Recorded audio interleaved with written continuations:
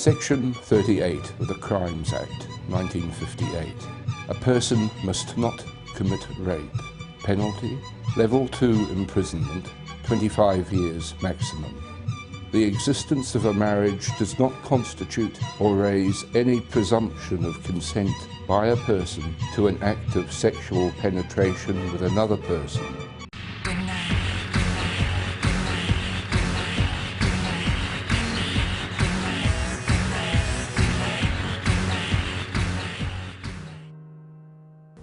Shut up and take it. A sentence I know very well. I could predict it or avoid it and all those damn things that you have to do. And you shouldn't have to do them, ever. It happened continually from the 4th week after I had my daughter. He raped me 4 times in those 2 weeks, then continuously for 4 years. My son was conceived that way. I couldn't move. I was in bed with my foot in a box in plaster. He wanted sex and I said no. He flew out of bed and said, "You cold cunt of a thing, you're my wife, you will." I think I died that minute. It did happen more than once. It was just his right to have sex whenever he wanted it. And he had a piece of paper to say he owned me. They were the words. I have a piece of paper to say I own you. You do what I say. What I call rape in front of a porno made my whole body sore the next day, trying to keep him off. I consider rape when someone's manhandled, dragged you, and no matter what you do, you can't get him off. Afterwards, I felt absolutely terrible. I felt degraded. I was still in a relationship with him and still had to see him every day and live with him. It only happened once and not again, probably because I didn't say no. Partner rape is a crime, and it has to be seen as a crime. So it is no longer in the private terrain. You know, is he going to come home drunk tonight? And is he going to do this to me? Is he going to do that to me? Not only does she have to worry about him coming home drunk and slapping her, she has to worry about being raped as well. I was in a position where I chose between having sex with him or, well, I didn't know what was going to happen. But he was physically violent too, so that's what made me think that if I don't do this, that he may get physically violent. And because I had 3 small kids, it was just an easier way to go, to have sex with him.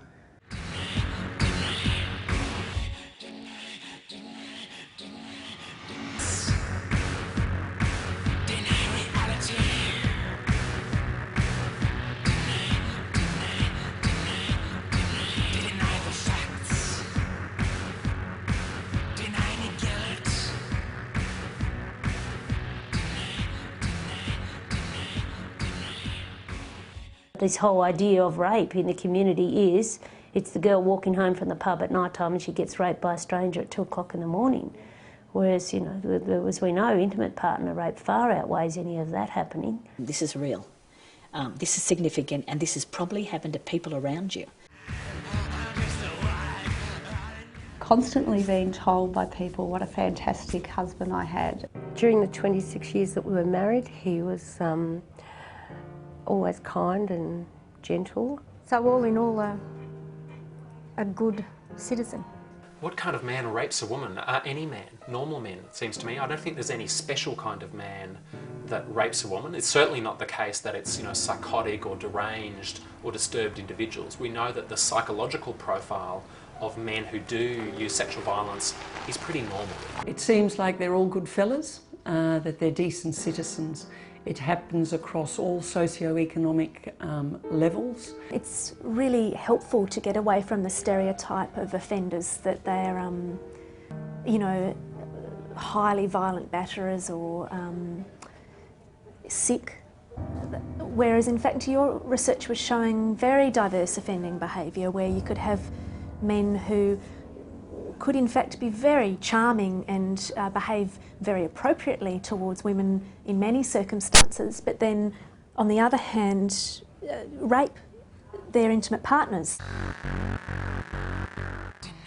I think the sense of entitlement that some men have, that is really reinforced at all levels of society, that, you know, you've got a right to pursue getting laid, you know, against all objections, really makes its way into relationships. If I state the word rape, oh no, it's just he won't take no for an answer. A woman is property, and that, you know, it's your right to have it. We actually lined up the statements of stranger rapists with partner rapists, and you could see the anger, the sense of entitlement, you know, the desire for power over.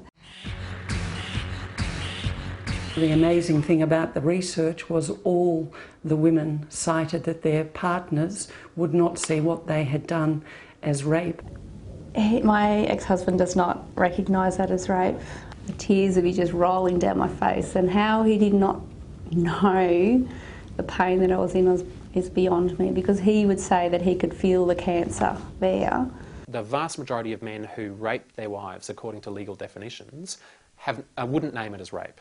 The most extreme examples of that are where men are using severe physical violence against their female partners, you know, leaving bruises, leaving lacerations, you know, breaking bones, being, you know, very seriously physically and psychologically violent, holding them down, using weapons, and still don't name it as rape. And I think that speaks to us of how profoundly some men have learned to kind of rapist sexuality. I think because it's been accepted in all communities, not just the Indigenous community. They also get higher levels of advice to put up with rape by their churches or families. When I told them that he was going to end up killing me, the person that I was speaking to at the time said, well, at least you'll go to heaven then. I told the doctor that it hurt a lot. Could he please tell him not to do it?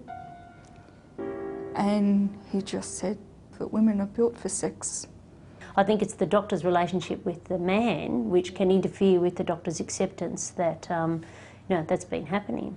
It's tolerated within a marriage because that's part of the wife's role, is that she is to provide sex for the husband. I think another factor is a kind of widespread victim blaming, that ours is still a sexist culture, and we're still very prepared to believe that some women like to be beaten, or that some women ask to be raped. This really underlying powerful message is that women are responsible. My mother didn't think it was wrong. She thought I was exaggerating, and she just told me to go back home again and put up with it. And we learn through media and through peers and so on that pressuring or forcing someone into sex is not only legitimate but actually sexy, even exciting. If a minority of men still feel that this is okay within intimate partner relationships, and that says something deeply worrying about the status of women in our society still. They might actually be much better off if they're walking down the street and it's a stranger who rapes them. They're going to get a lot more sympathy, I think, half the time, or most of the time, than they would, you know, from reporting their husband, who everyone thinks is a great bloke. First thing, didn't mean it. You're sorry. You want to, yeah, this is the guy that they've married or in a long-term relationship with. That's the person they, you know, love, I guess. Females will endure a lot to protect their young. If they've chosen not to report because they have an awareness that there's stigma waiting, that there's disbelief waiting, that there's ridicule waiting, and possibly a traumatic process waiting, then no one has made a choice, a proper choice to not report. They've been forced into it. For so many women, they stand to lose so much by reporting it. You know, they're going to lose their input into the family farm, they're going to lose their standing in the community, they're going to lose face with their girlfriends, their in-laws, their children, their school. To name their partner as a rapist, that the father of their children could be acknowledged as a rapist. If there's any doubt, the jury will be instructed to come back with a finding of not guilty. And what I see is defence lawyers turn to a jury and say, look at her. Do you know why she's angry and flustered? Because she's a liar.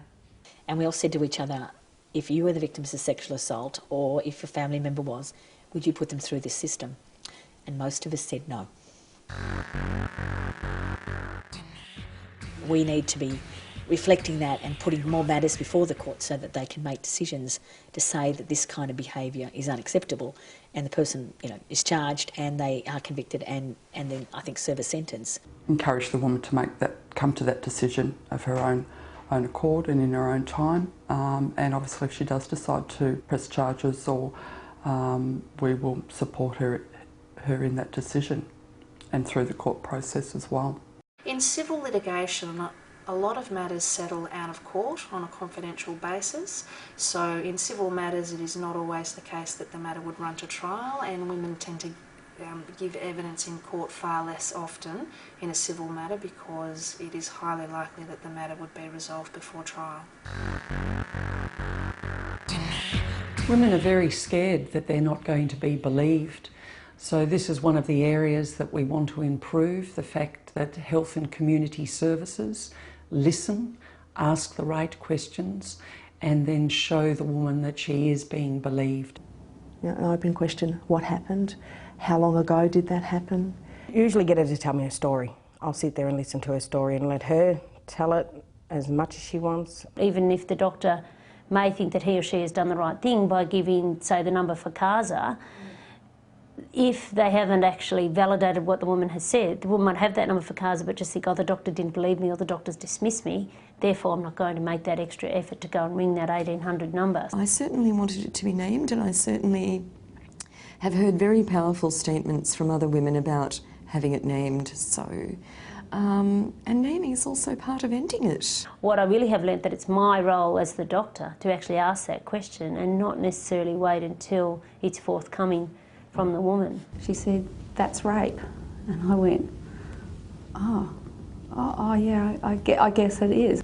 I guess there was a lot of denial, a lot of just shutting down within myself. There are a few steps that a health worker can take, and they're quite simple. We say first, ask about the woman's safety. It can be as simple as, are you safe at home? We think that once she finds out that a woman isn't safe at home, she should name the problem. So if the woman says, my husband is beating me, my husband is having sex when I don't want to, they're often not going to use the words that we would use. We would say name the problem. So do name the problem as domestic violence or sexual assault or rape. That helps the woman. It provides information. She can then redefine her own position. We'd also say offer her a referral. Make sure that she knows she can contact the Victorian Police Sex Offences Child Abuse Unit and that they're specialists. We'd also say give her the CASA number, which is quite simple. It's a statewide number. We'd also suggest that they offer her information about domestic violence services. We'd say she needs that information verbally and in written form, because when people are discussing something distressing, they're not always going to recall what you've said later, so having something to take away is useful. And we'd say, follow up. Don't be afraid to bring it up. Ask her. Say, now last time we met, we talked about lack of safety in your home. How are things now? Is there anything I can do? And those few steps let the woman know she's believed. Even if she's not ready to take action right now, there'll come a time when she is ready, and that's what we'd encourage workers to do. I think it's time that the community found a way to listen to us as we name the problem. Mainstream and all communities coming together, a woman from Sudanese community or an Indigenous woman saying that we're not going to put up with it. Men have an absolutely vital role to play in building a world free of men's violence against women. Because if one of those people, if the doctor had have done something, if my mother had have done something, if the church had have done something, if the neighbours had have done something, things would not have got so bad. It only takes one person to stand beside you and say, no, this is not acceptable.